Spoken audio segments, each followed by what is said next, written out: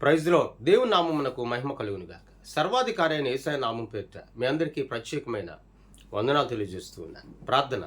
కృపామయుడ, కృప కలిగిన దేవానికి స్తోత్రాలు. ఈ ఉదయకాల సమయాన్ని ప్రత్యేకముగా నీ వాక్కు ద్వారా మేము దర్శింపబడగలిగే కృప మాకు దయచేయమని, మహిమయు ఘనతయు మీరే పొందమని యేసయ్య నామమున అడిగి వేడుకొనుచున్నాము తండ్రి. ఆమేన్. దేవుని వాక్యంలోనికి మనం వెళ్దాం. కీర్తన గ్రంథం 146వ కీర్తన 3వ వచనాన్ని మనం చదువుకుందాం.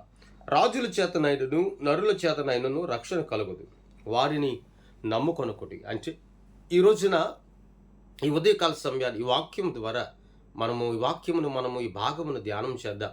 రాజుల చేతనైనను నరుల చేతనైనను రక్షణ అనేది కలుగదు. ఎందుకంటే మనకు రక్షణ కలిగేది కేవలం సర్వశక్తిమంతుడైన యేసయ్య నామము ద్వారా మాత్రమే మనకు రక్షణ. ఎందుకంటే ఆ క్రింద ఒక మాట ఉంది, వారిని నమ్ముకొనకుడి అన్నాడు. నేటి దినాల్లో చాలామంది దేవునిని కంటే మనుషులను ఎక్కువగా నమ్ముతూ ఉన్నారు.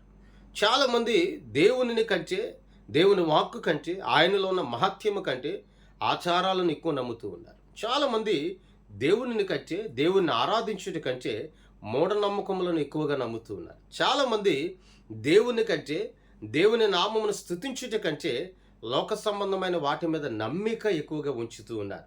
ఆలోచించు, ఒకప్పుడు హీనమైన స్థితిలో ఉన్న నిన్ను నీ కుటుంబాన్ని కూడా, ఒకప్పుడు దరిద్రతలో ఉన్నటువంటి నిన్ను నీ కుటుంబాన్ని ఆయన వెదక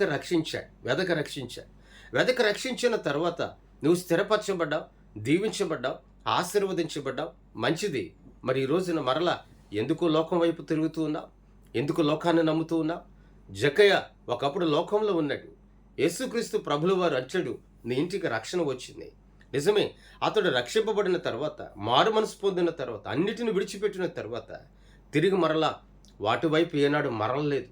ఏనాడు కూడా వాటి వైపు మరలా తన చూపున తన ఆలోచన వెళ్ళనివ్వలేదు.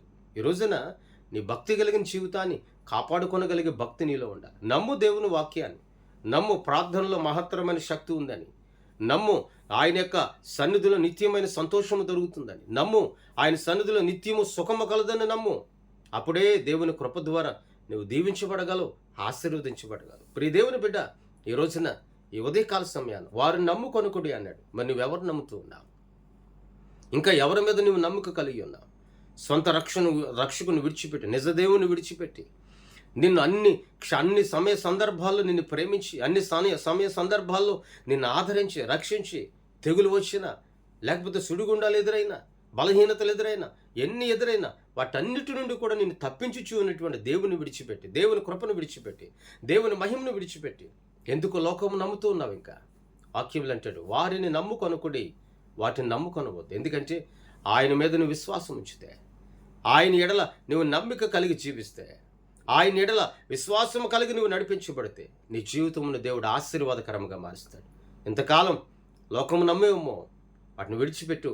ఈ నాటి నుండి, మాట వినిన నాటి నుండి దేవుని మీద నమ్మిక, దేవుని వాక్కు మీద నమ్మిక, దేవుని సన్నిధి మీద నమ్మిక, ప్రార్థనలో నమ్మిక కలిగి నువ్వు నడిపించబడు. నిన్ను నీ కుటుంబాన్ని దేవుడు బహుగా దీవించి ఆశీర్వదిస్తాడు. ప్రార్థన.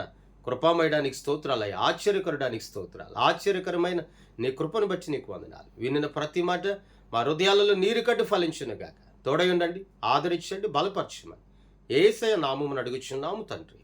ఆమేన్. దేవుని సన్నిధి మీ అందరికీ సదాకాలం తోడయుండి నడిపించునుగాక.